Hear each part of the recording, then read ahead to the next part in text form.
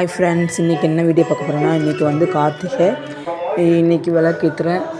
அந்த வீடியோ தான் எடுத்திருக்கேன். பிடிச்சிருந்தா சப்ஸ்கிரைப் பண்ணுங்கள், லைக் பண்ணுங்கள், ஷேர் பண்ணுங்கள், கமெண்ட் பண்ணுங்கள். சப்ஸ்கிரைப் லைக் பண்ணிவிட்டு பாருங்கள். கண்டிப்பாக உங்களுக்கு பிடிக்கும்னு நினைக்கிறேன்.